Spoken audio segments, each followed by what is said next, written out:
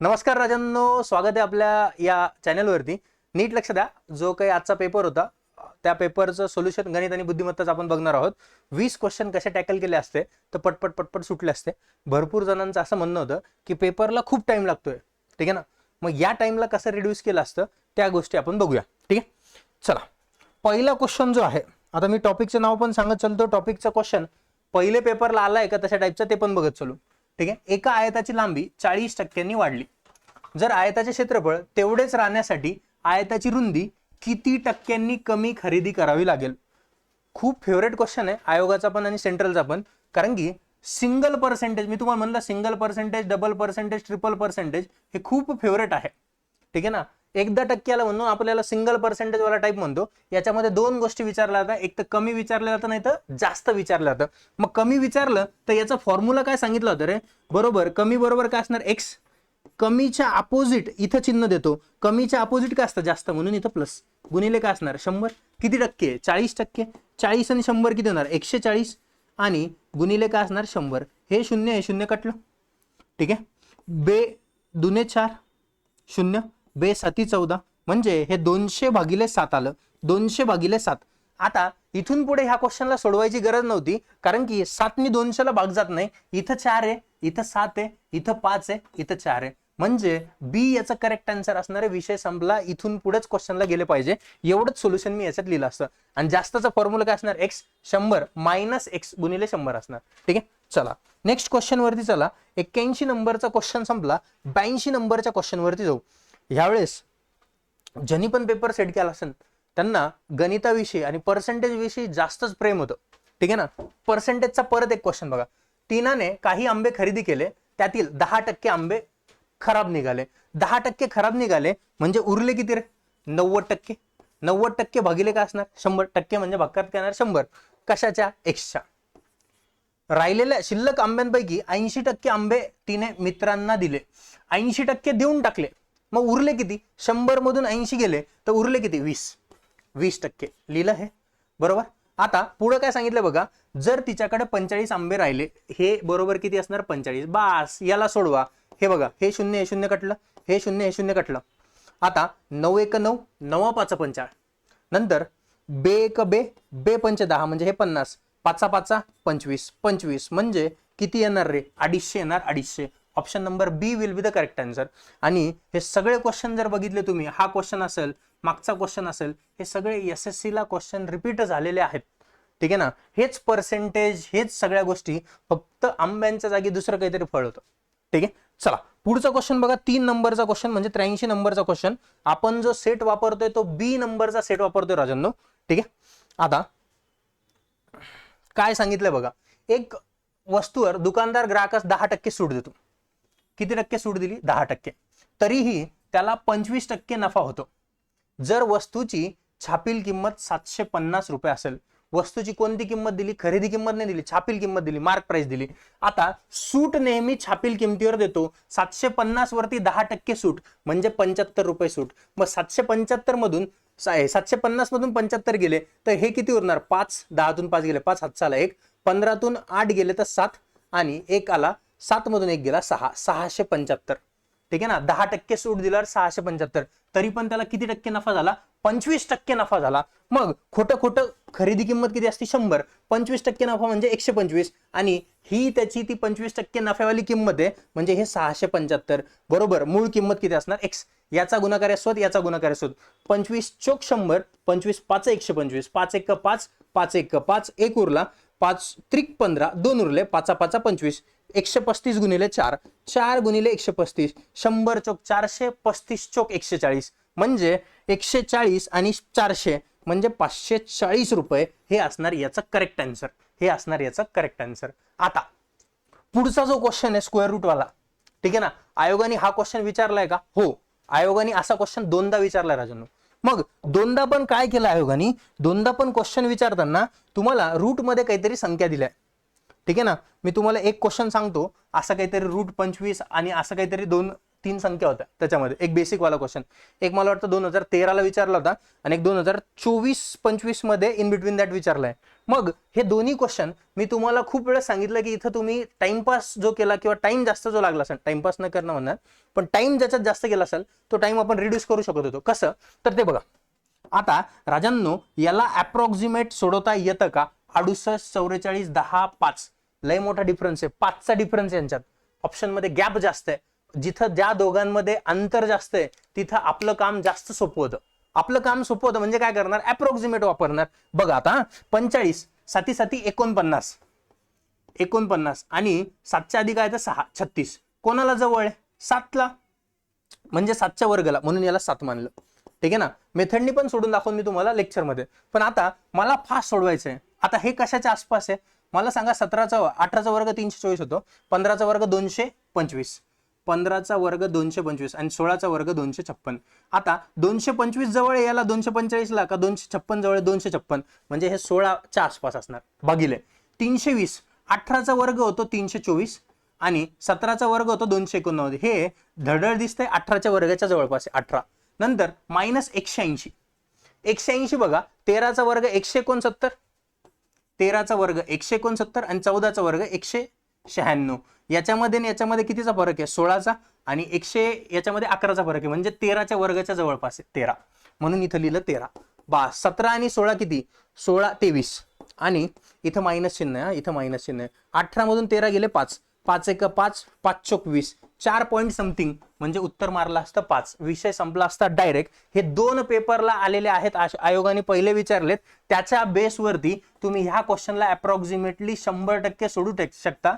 माझं सिम्प्लिफिकेशन वाला लेक्चर युट्यूबवरचं जाऊन बघायचं, तुम्हाला ह्या गोष्टी क्लिअर होऊन जातील. ठीक आहे. सिम्प्लिफिकेशन वाल्या लेक्चरमध्ये ह्या गोष्टी आहेत. डन. आता पुढे चला. एका आयताकृती भूमिती दर पेपरला जर बघितलं असेल तुम्ही 2021 पासून कंटिन्यू बघा, दर पेपरला आपण म्हणतो कोविड नंतर, आफ्टर कोविड जर बघितलं तर भूमितीचा दर पेपरला एक क्वेश्चन तर आहे, काही काही पेपरला 2-2 पण आहेत. ठीक आहे. मग बघू आता काय म्हणणं आहे. एका आयताकृती पट्ट्याची मोठी बाजू 40 सेंटीमीटर, मोठी बाजू किती आहे? 40 सेंटीमीटर आणि कर्ण त्यापेक्षा 1 सेंटीमीटरने मोठा आहे, कर्ण 1 जास्त म्हणजे 41 आहे. तर त्या पट्ट्याची परिमिती काय असणार? आता दुसरी बाजू काढावं लागणार. तर मग त्यासाठी तुम्हाला माहिती कर्ण वर्ग बरोबर पाया वर्ग प्लस उंची वर्ग.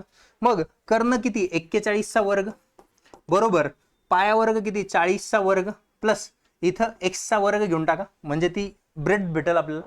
ठीक आहे. मग हे कसं करणार? 41चा वर्ग 130 पर्यंत तोंडी वर्ग पटकन काढता आले पाहिजे. 50च्या आसपास नंबर 41, 50 पेक्षा कितीनी कमी? 9नी कमी. 25 मधून 9 गेले 16 आणि 9चा वर्ग किती? 81. 16 81 41चा वर्ग, 40चा वर्ग 1600 प्लस एक्स स्क्वेअर. मान्य. मग हे इकडे मायनस होणार. 81 1681 म्हणून 1600 गेले तर किती येणार? 81. एक्स स्क्वेअर बरोबर 81, तर एक्स बरोबर किती असणार? 9. ठीक आहे ना. ज्यांना डाऊट असेल की यार हे वर्ग मास्तरने इतकं पटकन कसं काढलं, त्यांनी square up to 130 by Mangesh sir टाका, भेटून जाईल युट्यूबलाच. ठीक आहे. एक्स बरोबर किती आलं? 9, म्हणजे ही बाजू 9 आहे. आता त्यांनी काय विचारलंय? आयताची परिमिती विचारले, त्या पट्ट्याची परिमिती. परिमिती बरोबर काय असतं? 2 गुणिले लेंथ प्लस ब्रेड्थ. लेंथ किती आहे? 40, ब्रेड्थ किती? 9. 40 आणि 9 किती? 49. 49 गुणिले 2, 49च्या दुप्पट किती? 98, 98. हे असणार याचा करेक्ट आन्सर. क्वेश्चन व्यवस्थित कळला असेल. ठीक आहे. चला नेक्स्ट क्वेश्चन वरती जाऊया. पुढचा क्वेश्चन बघा काय. पुढचा क्वेश्चन बघा काय. बघा कोणत्या टॉपिकचा क्वेश्चन आहे? तर 2 संख्या समप्रमाणात, रेशोवाला क्वेश्चन आहे. दर पेपरला रेशोवरती क्वेश्चन जवळपास आहे. मिक्सचर एलिगेशन नाही तर रेशो यांच्यापैकी क्वेश्चन येतोच. 5:7 या प्रमाणात आहेत. दोन्ही संख्येमध्ये 12 मिळवले. दोन्ही संख्येत किती मिळवले? 12. आता याला रेशोच्या फॉर्मॅटमध्ये पण करू शकतो. बघा तर मूळ 2 संख्यामधील फरक किती? 5:7 पहिला रेशो, दुसरा रेशो असणार 7:9. दोघांमध्ये फरक बघा कितीचा आहे? 2-2चा. मधला फरक कितीचा आहे? मधला फरक आहे 12चा. प्रत्येक संख्येत 12 मिळतोय. ठीक आहे. जर हा फरक सारखा आहे, 2 रेशो भेटले ना, जर हा मधला फरक सारखा असेल तर अंशातला फरक 5 आणि 7 मध्ये कितीचा फरक आहे? 2चा. माझा फरक आला 2चा, त्यांचा फरक आहे 12चा. ठीक आहे. 12 नंबर. ठीक आहे. मग 2 ला 12 करण्यासाठी कितीने गुणावं लागणार? 6 गुणावं लागणार. 6 6 दुने 12. हीच तुमच्या x ची किंमत आहे. बस तुमच्या x ची म्हणजे क्वेश्चन मधल्या. तर मूळ 2 संख्यांमधील फरक किती? 5 आणि 7 मध्ये 2चा फरक, 2 रेशो 6 दुने किती येणार? 12. किंवा तुम्हाला संख्या फाळणी करायची असेल 6 पंचे किती 30, एक संख्या 30 आणि दुसरी संख्या 6 7 42, 42 मधून 30 गेले तर किती येणार 12. हा झाला त्या दोन संख्यांमधील फरक. असं पण काढू शकता. 10-20 सेकंदात क्वेश्चन सुटला असता. वयवारीमध्ये ड्युएल रेशो, दोन रेशो भेटले तर कसं करतो तेच सेम नंबर इकडे ऍड केलाय बस. ठीक आहे, चला पुढचा क्वेश्चन बघा काय. ट्रेन, गाडीत बसले असाल तर ट्रेनवाला क्वेश्चन सोडू. मी क्वेश्चनला थोडंसं बारीक ठेवतो कारण की मला लिहायला जागा भेटेल. ठीक आहे ना, जर नाहीतर क्वेश्चनला मोठं झूम केलं तर मग लिहायला जागा कमी भेटेल. ठीक आहे, काय सांगितलं बघा, दोन रेल्वे गाड्या एकाच दिशेने, दिशा लय मॅटर करती. दोन रेल्वे गाड्या असतील, जर तुम्ही आयुष्यात कोणाच्या पाठीमागे पळाला तर तुमचं काय होणार, नुकसान. अपोजिट तुम्ही एक मेसेज टाकला, तिकडून एक मेसेज आला तर फायदा, असं आपण मानतो. तेव्हा स्पीडला काय करणार प्लस. इथं दोघांची दिशा एकच आहे म्हणजे स्पीडला काय करणार मायनस. इथंच करून टाका ना. 112 मधून 76 गेले, 76 आणि 24 100 होता आणि ते वरचे 12, 24 आणि 12 किती होणार 36, म्हणजे स्पीड आली 36 किलोमीटर पर आवर चं मीटर मध्ये केलं तर 5 बाय किती बनणार 18. हे काय बनलं, speed is equal to distance upon time. Distance माहित नाही, काय सांगितलं पुढं, धावत वेगाने गाडी ही धीम्या गाडीत बसलेल्या एका व्यक्तीला पार करते. एका व्यक्तीला पार करते ही गाडी. ठीक आहे ना, मग अंतर कशाच येणार, फक्त रेल्वेचं, जी धावत येते तिचं. ठीक आहे, मग तिचं अंतर काढणार, अंतर माहित नाही आपल्याला तेच काढायचंय. तर किती सेकंदात पार करते, 20 सेकंदात. हे इकडे येणार 20, 18 1 18, 18 2 36, 5 2 10, 10 गुणिले 100 म्हणजे किती रे 200 मीटर. खतम. एवढे फास्ट कॅल्क्युलेशन झाले पाहिजे जर पेपर टाइमात सोडवायचा असेल तर. ठीक आहे, चॅनलवरती नवीन असाल तर चॅनलला लाईक शेअर आणि सबस्क्राईब करायला विसरू नका राजांनो. पुढच्या क्वेश्चन वरती जाऊ. एकदम पटपट पटपट पेपरच्याच लेवलनी गेलं पाहिजे तेव्हा ते जमल. बघा, एक वस्तू खरेदी 1200ला केली आणि विकतो जेणेकरून त्याला 20% नफा होतो. म्हणलं ना तुम्हाला, पर्सेंटेज त्याचा एवढा फेवरेट होता, त्यांचा एवढा फेवरेट होता की पर्सेंटेज रिलेटेड खूप सगळे क्वेश्चन आहेत. 1200च्या बघा खरेदी किंमत आहे, नफा तोटा खरेदी किमतीवर होतो, 20% नफा होईल. 20%, 1200च्या 20% किती, याचा 10% 120, 20% 240, 1200 आणि 240 किती होणार, 1200 आणि 240 होणार 1440. 1440, अरे मान्य का, ही वस्तूची किंमत. ठीक आहे, मग तरी तो मार्क केलेल्या किमतीवर 10% सूट देतो. ठीक आहे, तरी त्याला नफा होतो, 10% सूट देतो. आता खरं वस्तूची किंमत किती मानतो आपण 100, 100 मधून 10 गेलेत किती येणार 90, म्हणजे ही 90% बरोबर किंमत आहे. तर त्यांनी काय विचारलंय, तर वस्तूची मार्क प्राइस काय असणार, वस्तूची कोणती किंमत कोणती विचारली, मार्क प्राइस. तर 100% बरोबर किती, इकडे येणार x, याचा गुणाकार शोध, याचा गुणाकार शोध. हा 0 हा 0 कटला, 9 1 9, 9 1 9, 5 उरले, 9 सक 54, 16 गुणिले 100 किती येणार 1600.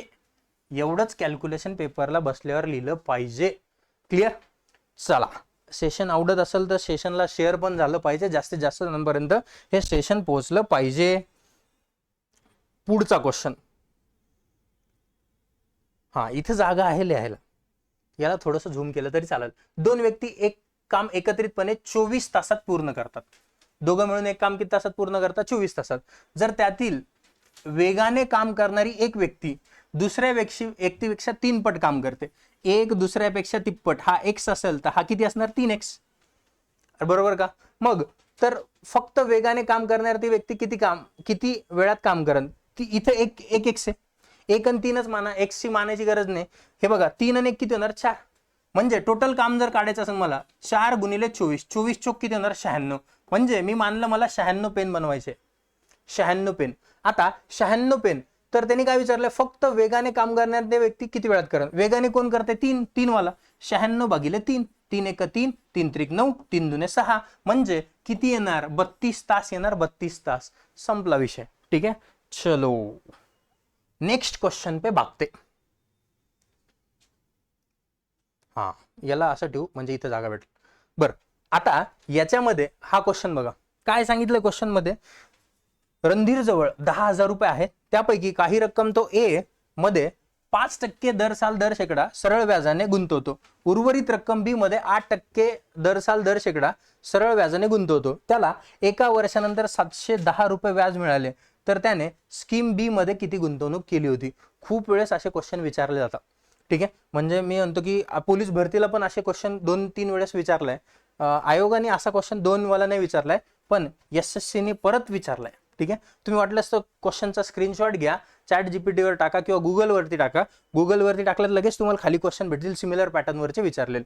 चला मी मानतो 10,000 रुपये ना, ए जो कोणी आहे त्यांनी एक्स रक्कम काढली, किती टक्क्याने दिली? 5% दराने, भागिले काय असणार? 100. आणि बी काय करणार? 10,000, बी ची रक्कम 10,000 मायनस एक्स असणार ना, याच्यामधून एवढे गेले तेवढेच उरलेले देणार तो, किती टक्के दराने? उर्वरित रक्कम 8% दराने, भागिले काय असणार? 100. बरोबर. किती व्याज भेटतं? 710. आता इकडे 100 दोन्हीकडे भागाकारात आहे बघा, मग 100 भागाकारातले डायरेक्ट गुणाकारात घेऊन जा, दोघांमधलं कॉमन काढून, म्हणजे याच्यावर 2 शून्य वाढून जाईल, वाढले. ठीक आहे. आता हे 5x बनलं, हे 8 गुणिले म्हणजे हे 8, हे 10,000, हजार झालं हे 10,000, हे 8 गुणिले 10,000 म्हणजे 80,000 बनल. ठीक आहे. Minus 8x. ठीक आहे. आता हे 80,000 इकडे प्लस इकडे गेलं तर काय होणार? मायनस 71. 80 मधून 71 गेलं तर 9,000 उरल, पण 9,000 कसे उरणार? ते मायनस मोठ्या संख्येचं चिन्ह.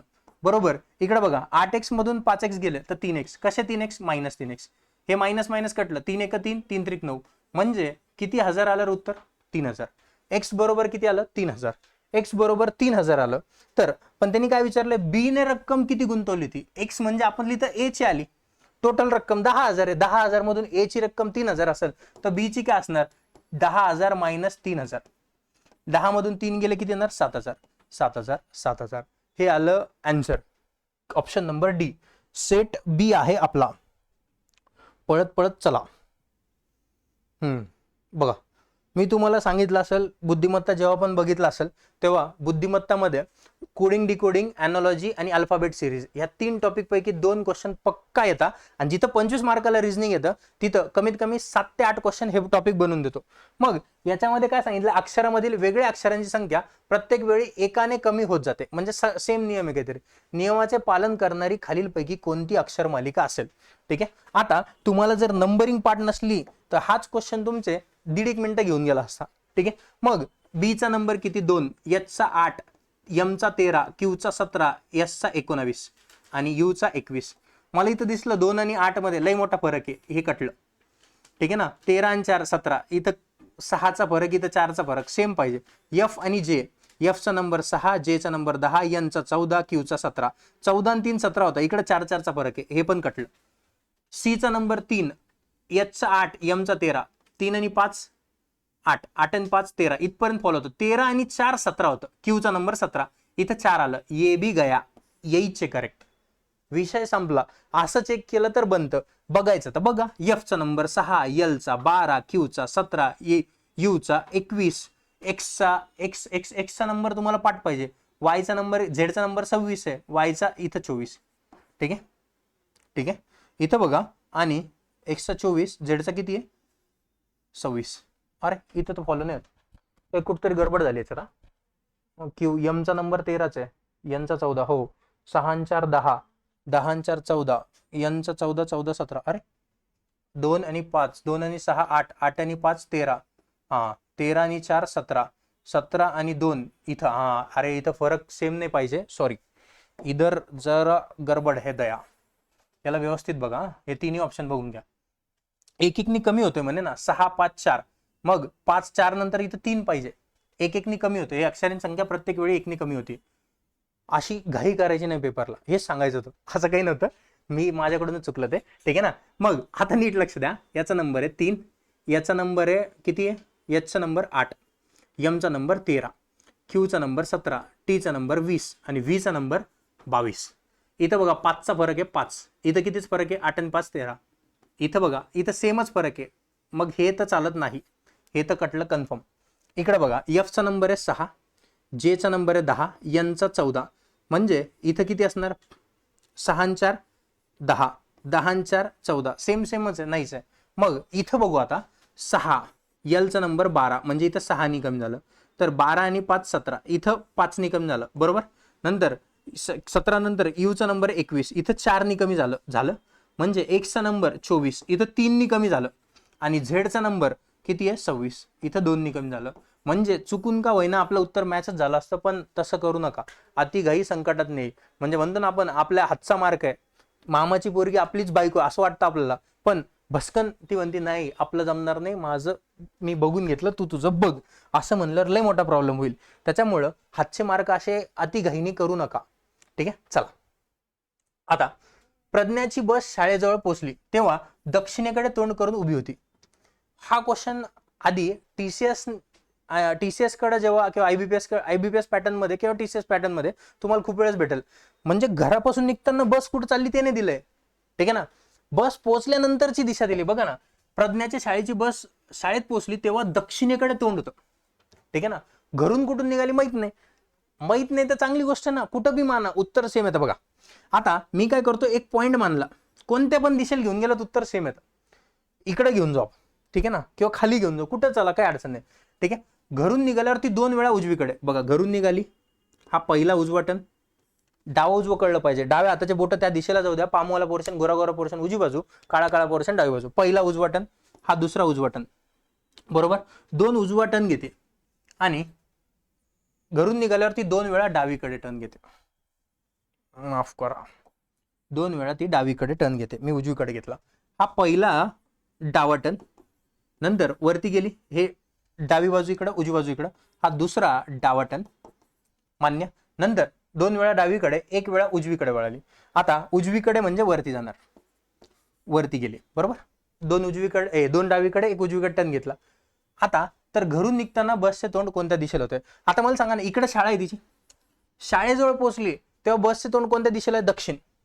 आता आपली दिशा कोणती असणार? इथं कोणती दिशा आली? दक्षिण. मान्य का? तू म्हणसान मास्तर तुमच्या दिशा वेगळ्याच फिरायला, दक्षिणीकडे कुठे गेली? मला माहिती तुम्हाला हा चार्ट पाहिजे, कोणता? पूर्व, पश्चिम, उत्तर, दक्षिण. पण बोर्ड ह्या साईडला आहे, हे तर रेफरन्स साठी. बोर्ड ह्या भिंतीवर आहे, बोर्ड जर काढून मी ह्या भिंतीवर काढला, पूर्व पश्चिम उत्तर दक्षिण, परत रेफरन्स चेंज होईल. हे फक्त रेफरन्स साठी आहे. तुम्हाला माहिती दक्षिणच्या अपोजिट काय असतं? दक्षिणच्या अपोजिट उत्तर. उत्तर आणि उत्तरेकडून उजवीकडे कोणती दिशा आहे? पूर्व. आणि इकडे कोणती दिशा असणार? पश्चिम. मग मला सांगा, घराकडून निघताना बस इकडे गेली होती आणि इकडे आपली कोणती दिशा आहे? पश्चिम. Option number 3. ठीक आहे, आलं. चला पुढचा क्वेश्चन. इक्वेशन सॉल्व्ह करायचे होते, सायमल्टेनियस इक्वेशन, आणि खूप अवघड काम नव्हतं दिलं. 2x + 3y बरोबर 118, 2x - 3y - 62 बरोबर, +3y - 3y कटलं. ठीक आहे, 2x आणि 2x किती होणार? 4x. 118 मधून 62 गेले, 8 मधून 2 गेले 6, 11 मधून 6 गेले 5, 6 आणि 5 11, 1 4 1 4, 4 1 4, 14 चौक 56 होतं. म्हणजे x बरोबर किती आलं? 14. पण तुम्हाला कोणाची किंमत विचारली? y ची किंमत विचारली. मग ही किंमत टाकून द्या. 14 दुने किती? 28. 28 बरोबर +3y बरोबर किती असणार? 118. इकडे प्लस इकडे गेलेत मायनस, 8 मधून 8 गेले 0, 11 मधून 2 9, 11 मधून 2 गेले 9, 90 बरोबर 3y, 3 1 3, 3 3 9. म्हणजे काय असणार उत्तर? 30. उत्तर काय असणार? 30. ठीक आहे, चलो 93 नंबरचा क्वेश्चन झालाय राजांनो आपला. 94 नंबरच्या क्वेश्चन कडे आपण वळतो आहे. ठीक आहे, परत एक दिशावरती क्वेश्चन. दिशाचे 2 क्वेश्चन एकाच पेपरला आले. एक चोर घरात त्याची लूट लपवतो. बर, पोलीस त्याचा पाठलाग करतात. तो पश्चिमेकडे 2 किलोमीटर जातो. बघा, पूर्व इकडं, पश्चिम इकडं. पश्चिमेकडे 2 किलोमीटर गेला, 2 किलोमीटर गेला. उजवं डावं, डाव्या हाताचे बोट इकडं, उजवी बाजू डावी बाजू, उजवी बाजू डावी बाजू लगेच मांडून टाका. म्हणजे नंतर ताण येत नाही. हे 2 किलोमीटर, हे प्लस हे मायनस मानलं. नंतर त्यांनी काय सांगितलं? नंतर उजवीकडे वळतो आणि 2 किलोमीटर वरती गेला, 2 किलोमीटर चालला. उजवं हे डावं हे. नंतर उजवीकडे वळतो आणि आणखीन 7 किलोमीटर धावतो. 7 किलोमीटर लगेच डिस्ट्रीब्यूट करून टाका. हे 2 इथपर्यंत असणार, 7 म्हणजे हे 5 असणार. नंतर उजवी बाजू ही, डावी बाजू ही. नंतर काय सांगितलं बघा, तो उजवीकडे 2 वळणं घेतो आणि प्रत्येक वेळी 2 किलोमीटर चालतो. पहिलं उजवीकडे 2 किलोमीटर घेतलं, ह्याच लाईनीत आला. ठीक आहे, नंतर इथून परत 2 किलोमीटर इकडे आला, 2 किलोमीटर इकडे आला, बरोबर, आणि इथं थांबला, धावतो. ठीक, ज्या घरात त्याने लूट लपवली होती त्या घरात पोहोचण्यासाठी किती अंतर चालावं लागेल? हे मधलं अंतर विचारलंय राजांनो. हे इथून इथपर्यंत 5 होतं, 5 मधलं हे 2 गेलं, हे किती अंतर असणार? 3 किलोमीटर. दिशा पण विचारता कधी कधी की किती अंतरावर आहे आणि कोणत्या दिशेला आहे लूट लपवलेली, किंवा तिथून तो कोणत्या दिशेला आहे. असं पण विचारलं होतं, तेव्हा दिशा व्यवस्थित करून ठेवा. इथं विचारला नाही 3 किलोमीटर. हा क्वेश्चन सोपा होता. ठीक आहे, चलो 94 नंबरच्या क्वेश्चन पर्यंत आपण एकदम फास्टपणे पोहोचलो आहे, एकदम स्पीडनी. आता 95 नंबरचा क्वेश्चन बघा. श्रीहरी, एक क्वेश्चन सांगतो मी तुम्हाला. श्रीहरी आगीत मारले गेले आणि कंपनीमध्ये आग लागली ती, तशा टाईपचे 2 विधान दिलेलं असेल, एक त्याचा परिणाम, बी त्याचा परिणाम, असं काहीतरी दिलेलं असेल. हे दोन्ही विधान बघून घ्यायचे, कोणतं कोणाचा परिणाम आहे आणि रिझल्ट, कधी पण रिझल्ट मधून काहीतरी भेटलं पाहिजे असं काहीतरी असतं बघा. बरोबर. आता कापसाची गाळाच्या जमिनीत वाढ होते. आपलं नॉलेज आणि इथलं नॉलेज वेगळं. इथं जे सांगितलं ना, कापूस तुम्हाला भलंही माहित असेल की बाबा माती कमी, म्हणजे खारी माती असली तरी कापसाचं उत्पन्न जास्त निघतं, कोरडो टाईप मध्ये असलं तरी. पण इथं काय सांगितलंय, कापसाची गाळाच्या जमिनीत वाढ होते. होते ना, तर होते. ठीक आहे ना. गाळाची जमीन ह्या खूप सुपीक असतात. बर बघा, आता गाळाची जमीन कशा असतात, सुपीक, आणि सुपीकमुळे कापसाच्या गाळाच्या जमिनीवर काय होणार, वाढ होणार. बर ठीक. ए व आर हे दोन्ही बरोबर आहे. आर हे ए चे अचूक स्पष्टीकरण आहे. आर स्पष्टीकरण आहे का? पहिले तर गाळाची जमीन ह्या खूप सुपीक आहे, त्याच्यावरून काही रिझल्ट भेटतोय का? नाही, हे तर चुकीचं आहे. मग ए व आर हे दोन्ही बरोबर आहे. आर हे ए चे अचूक स्पष्टीकरण नाही. ठीक आहे.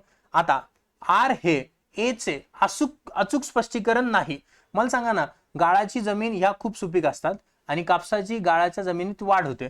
वाढ झाली तर सुपीक मुळे वाढ झाली असं म्हणता येईल. पण स्पष्टीकरण कोणतं रिझल्ट पाहिजे, हा रिझल्ट पाहिजे, इथं नाही, म्हणजे हे पण कटलं.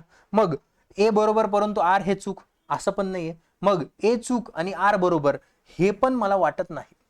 ठीक आहे. दोन्ही बरोबर आहे आणि अचूक स्पष्टीकरण आहे, तर याच्यामध्ये हे दोन्ही विधान बरोबर आहे आणि हे याचं स्पष्टीकरण आहे का?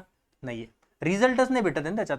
म्हणजे मी याच्यामध्ये कोणत्या ऑप्शन सोबत गेलो असतो, तर मी याच्यामध्ये 2 नंबरच्या ऑप्शन सोबत गेलो असतो. ठीक आहे. आता मी काही ब्रह्मदेव नाही, माझं आयोगाचं मत दरवेळेस मॅच होईल याचं काही गॅरंटी नाही. ठीक आहे. एखादा क्वेश्चनचं आन्सर माझं आणि आयोगाचं मतभेद असू शकता. ठीक आहे ना. त्याच्यामुळे ही फक्त संभाव्य आन्सर की आहे. एखाद्या आन्सर की मध्ये काही चेंजेस झाले सेकंड आन्सर की नुसार, तर तेवढं आपण बघू, किंवा आन्सर की आल्यानंतर आणखीन काय असलं तर ते बघू. पण माझ्यानुसार मी इथं बी टिक केलं असतं. ठीक आहे. हे माझं मत आहे ह्या क्वेश्चनसाठी. 19 अभिव्यक्ती स्वातंत्र्य. बर चला, ह्या क्वेश्चनला बघा. एबीसीडी ई एफ 6 शिक्षक आहेत. A B C D E F हे 6 शिक्षक आहेत. ठीक आहे. प्रत्येक शिक्षक 2 विषय शिकवतात. प्रत्येक शिक्षक, प्रत्येक मास्तर 2 विषय शिकवतो, म्हणून हे 2 रकाने मारले. ठीक आहे. आता एक विषय अनिवार्य, पहिला अनिवार्य आहे आणि दुसरा काय, ऐच्छिक. ए ऐच्छिक. आता मी लिहिताना क्रमच असा, अनिवार्य ऐच्छिक, अनिवार्य ऐच्छिक, ते समजून घ्यायचं. ठीक आहे. नंतर डी चा ऐच्छिक विषय इतिहास आहे. ऐच्छिक म्हणजे 2 नंबर, आणि डी चा म्हणजे इथे इतिहास आहे, हिस्ट्री. ठीक आहे. जो इतर 3 लोकांचा अनिवार्य विषय आहे, 3 लोकांचा हिस्ट्री अनिवार्य आहे, मान्य. नंतर ई आणि एफ 2 पैकी एक विषय, ई आणि एफ यांचा 2 पैकी एक विषय भौतिकशास्त्र आहे, म्हणजे फिजिक्स इथं असणार आणि फिजिक्स इथं असणार. दोघांपैकी एक विषय अनिवार्य असेल नाही तर ऐच्छिक असेल, पण कुठे ते माहित नाही, म्हणून फिजिक्स बाजूला लिहून घेतलं. ठीक आहे. डाटा असा लिहित चालायचा की नंतर स्टेटमेंट वाचायची गरज पडणार नाही. पहिले तर कंबाईनचा पेपर देत असताना मला असं वाटतं की एक क्वेश्चन तुम्ही तेवढा वाचला, तिथं उत्तर नाही आलं, नंतर रिपीट यायला चान्स नसा पण नसतो. तर क्वेश्चन मध्ये पण सेम रूल फॉलो करायचा. डाटा परत वाचायची गरज नाही पडली पाहिजे मला. मी इथून पुढे बघा, एफचा गणित हा अनिवार्य विषय आहे. एफचा गणित अनिवार्य म्हणजे पहिल्या नंबरला गणित. मॅथ्स लिहायला पाहिजे पण मी गणितच लिहितो त्याला. ठीक आहे. अनिवार्य आहे. तो सी आणि ई चा ऐच्छिक विषय आहे. सी आणि ई चा ऐच्छिक, सी आणि ई चा ऐच्छिक, इथं गणित लिहा खाली 2 नंबरला, आणि ई चा गणित, सी आणि ई चा ऐच्छिक विषय आहे. इतिहास आणि इंग्रजी हे ए चे विषय आहेत. इतिहास आणि इंग्रजी हे ए चे विषय आहे. बर, हिस्ट्री आणि इंग्लिश पण कुठं कोणता आहे ते माहित नाही. ठीक आहे. नंतर परंतु कुठे गेलं, सी आणि ई चा ऐच्छिक विषय आहे. इतिहास हा इथे ई चे विषय आहेत, परंतु अनिवार्य आणि ऐच्छिक विषय हे डी च्या अगदी उलट. डी च्या अगदी उलट बघा डीचे म्हणजे हिस्ट्री आणि इंग्लिश दोघांचे विषय आहेच, पण इथं याचा जो इंग्लिश असणार याचा अनिवार्य असेल तर याचा तो ऐच्छिक असणार, म्हणजे इंग्लिश इथं 2 नंबरला येणार, बरोबर लिहिलो आपण, आणि इथे येणार हिस्ट्री. मानलं. आता पुढे चला. नंतर रसायनशास्त्र हा केवळ एका शिक्षकाचा ऐच्छिक विषय आहे. केमिस्ट्री फक्त एकच, केमिस्ट्री तसं लय गडूळ जातं, त्याच्यामुळे केमिस्ट्री एकच जण शिकवतो म्हणे. बर, आणि तो पण कोणता आहे? ऐच्छिक. ठीक. यामध्ये शाळेतील एकमेव महिला शिक्षकाचा अनिवार्य विषय इंग्रजी आहे. आता इंग्लिश अनिवार्य डी वाल्याचा आहे, म्हणजे ही महिला आहे. ठीक आहे, एकमेव महिला आहे. आता सीचा अनिवार्य विषय कोणता? आता आणखीन डाटा राहिलेलं माझं हे स्टेटमेंट मांडायचं राहिलं आणि केमिस्ट्रीवाला स्टेटमेंट मांडायचं राहिलं.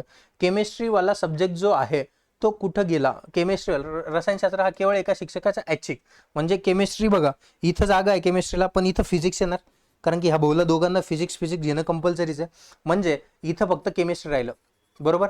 आणि 3 जणांना हिस्ट्री अनिवार्य आहे. ठीक आहे, इथं हिस्ट्री आलं, इथंच जागा आहे म्हणजे हिस्ट्रीला, आणि आणखीन इथं जागा आहे हिस्ट्रीला, बरोबर. तर तुम्हाला काय विचारलंय, कोणाचा विषय विचारलाय? सीचा अनिवार्य विषय कोणता? अरे हिस्ट्री आहे, इतिहास आहे. ठीक आहे, सगळा डाटा मांडला, जर काही पण विचारला असता तर असं आलं असतं. ठीक आहे, हा एक क्वेश्चन होता ज्याच्यात की खरंच टाइम लागला असता. ठीक आहे, मग असे क्वेश्चन स्किप करायचे का त्याला सोडवायचं हे डिपेंड करतं तुमच्यावरती. बाकीचा क्वेश्चन कसा आहे बघा, दर पेपरला नंबर सिरीज, मी म्हणतो तुम्हाला की नंबर सिरीज असा एक टॉपिक आहे, याच्यात क्वेश्चन जर सुटला हा तर लगेच 2 सेकंदात सुटेल. नाही तर याचं उत्तर तुम्ही जेव्हा पेपरहून घरी येत असता गाडीवर, तेव्हा तुम्हाला याचं उत्तर आठवतं. ठीक आहे ना, अशा टाईपचा क्वेश्चन आहे हे नंबर सिरीजचे क्वेश्चन, जे प्रॅक्टिसच चांगली पाहिजे. आता 68, 38 आणि 72, 100, 87, 137. मला माहिती 87 मध्ये जर 50 मिळवले तर 137 होता, आणि 50 या 100चे काय अर्धे, मग 68चे अर्धे किती? 34. 34 आणि 38 72 होता का? 8 आणि 4 12, हातचा आला 1, 3 आणि 3 6 आणि 1 7, जमलं. मग 54 आणायचे. 30 मध्ये किती मिळवले तर 54 येईल? 24 मिळवले तर 24 मिळवले, पण याच्या दुप्पट इथं नंबर पाहिजे, म्हणजे इथं किती पाहिजे? 48. खतम, विषय संपला पाहिजे डायरेक्ट 48. हा एक क्वेश्चन होता, आणि तो हिस्ट्री सब्जेक्ट वाला एक क्वेश्चन होता ज्याच्यात खरंच तुम्हाला टाइम लागला असेल. पण याच्यासाठी जर SSC वाले नंबर सिरीजची जर तुम्ही फक्त मागच्या 2023, 2024, 2025 आणि 2026 आतापर्यंतच्या वर्ष झालेलं एवढे जर क्वेश्चन पेपर सोडून घेतले तर असे क्वेश्चन जाणार नाही. ठीक आहे ना. हा मागच्या क्वेश्चनला मान्य, मला टाइम जास्त लागला असेल, पण ह्या क्वेश्चन मध्ये जर ते केलेले असतील क्वेश्चन, याच्या बाहेरचा क्वेश्चन मला तरी आजपर्यंत दिसला नाही विचारलेला. ठीक आहे, चल last question of today's session. 14 आणि 27, 14 आणि 14 28 होता, म्हणजे इथं 13चा फरक आहे. 27 आणि म्हणजे 44, 27 आणि 3 30 होता, ते 14 आणि 4 हे 18, इथं 18चा फरक आहे, 17चा 3 आणि ते 17चा फरक आहे. ठीक आहे, मग इथं बघा कितीचा फरक असणार? 13 17 गडूळ नंबर आहे, तर पहिलं लॉजिक माझं हे लागलं असतं, पुढचा पण येणारा गडूळ नंबर आहे. 13 17 नंतर पुढचा गडूळ नंबर कोणता? 19 नंबर आहे. समजा 44 मध्ये 20 मिळवले तर 64 होणार, 64 मधून 1 गेलं तर 63, आणि 63 ऑप्शन मध्ये दिसल. पण लगेच खुश नका होऊ आणि लगेच पुढे जाऊ नका. पहिले इथं चेक करून घ्या की 63 पासून 90 जाताना 63 आणि 90 मध्ये कितीचा फरक आहे? 60 आणि 90 मध्ये 30चा फरक आहे. 30 मधून 3 गेले 27, आणि 27 या गडूळ नंबरच्या सिरीज मध्ये बसत नाही. म्हणजे मी जे पहिलं लॉजिक लावलं तो चाबरेपणा मात चालला नाही, कोणता? ऑड मॅन आउटचा. मग इथं दुसरं लॉजिक लावून बघा, यांच्यामध्ये कितीच फरक आहे? 13 आणि 4 17, डबल डिफरन्स वाला 4चा फरक, म्हणजे 17 आणि 4 किती असणार? 21. मग इथं पण 4चा फरक. ठीक आहे ना. मग जर 44 मध्ये 21 मिळवले, 4 आणि 1 5, आणि 4 आणि 2 6, 65. 65 आणि 90 मध्ये बघा पुढचा 21 आणि 4 किती? 25. 25चा फरक आहे का 65 आणि 90 मध्ये? 65 आणि 5 70, हा 25चा फरक आहे, म्हणजे डबल डिफरन्स वाला लॉजिक. म्हणजे याचा करेक्ट आन्सर कोणता असणार? 65. याचा करेक्ट आन्सर कोणता असणार? 65. दिस विल बी द आन्सर. ठीक आहे, हा झाला पूर्ण पेपर राजांनो. पेपर व्यवस्थित कळला असेल, आय होप सो. सगळ्या गोष्टी जर कळल्या असतील की, अरे 98 नंबर आहे का? ओके ओके, मी सेट सी नुसारच चाललो. सेट सी मी बघितलं होतं, मला वाटलं त्याच्यात लास्ट नंबरचा क्वेश्चन तो. ठीक आहे, 2 क्वेश्चन बाकी आहे या सेटनुसार. आज फुल फॉर्ममध्ये, ठीक आहे ना. काऊन फॉर्ममध्ये ते पण सांगतो. काय आलं की आमचे मित्र आहेत रामदादा, खूप चांगले, मावस भाऊ सपोज, आम्हाला गाईड पण करतात ते पण आले, ते बसलेत मस्त. तर मग सगळेजण बसलोत आम्ही, सगळे मित्र बसलेत आणि मित्रांसमोर पहिल्यांदा लेक्चर घेतोय, त्याच्यामुळे जास्त एक्साइटमेंट आहे. ठीक आहे, चला. सगळा स्टुडिओ असा पूर्ण भरलेला आहे, ठीक आहे ना. सगळे कोण मोबाईलमध्ये बघते, कोण बघते, काही म्हणता पण नाही येत ना. ठीक आहे, चला घ्या पुढचा क्वेश्चन बघा. पुढच्या क्वेश्चनमध्ये काय, आता नीट लक्षात द्या, चिन्ह चेंज करायचे. 231, हा तुम्हाला तर माहिती आहे मित्रांनो, कोणाला काय म्हणता येतं का. 231 गुणिलेचं चिन्ह, गुणिले म्हणजे काय, भागिले. इथं भागिले द्या 11, प्लस प्लसला काय, plus plus plus plus plus plus plus plus plus plus म्हणजे गुणिले, ठीक आहे. 23 नंतर मायनस म्हणजे काय, मायनस म्हणजे काय, प्लस प्लस 82 भागिले म्हणजे काय, भागिले म्हणजे काय, -40, ठीक आहे. मग पहिले काय करणार, बोडोमास सोडवताना, सिम्प्लिफिकेशन सोडवताना पहिले भागाकार देतो. 11 1 11, 11 2 22, 1 उरला, 11 1 11 गुणिले 23. आता बेरीज वजाबाकी करून टाकू. 82 मधून 40 गेले तर किती होणार, 42.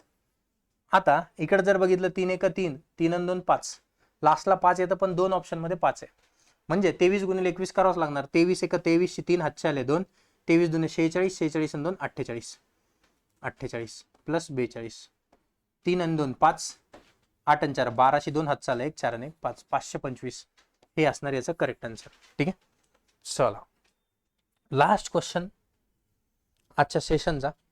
मागच्या पेपरमध्ये पण एक सिलॉलिझमचा बेसिक वाला क्वेश्चन आला होता.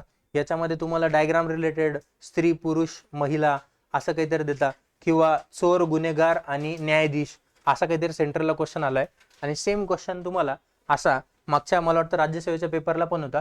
चौरस चौकन समभुज हे सगळे एकाच याचे पार्ट आहेत, म्हणजे ऑप्शन नंबर 3 हे येणार याचं करेक्ट आन्सर. ठीक आहे, आय होप सो या सोल्युशनचा तुम्हाला येणाऱ्या पेपरसाठी किंवा पुढे असणाऱ्या एक्झामसाठी खूप सगळा फायदा होईल. मग असेच लेक्चर बघण्यासाठी चॅनलवरती नवीन असाल तर चॅनलला लाईक शेअर आणि सबस्क्राईब करायला विसरू नका. धन्यवाद. जय हिंद टू ऑल.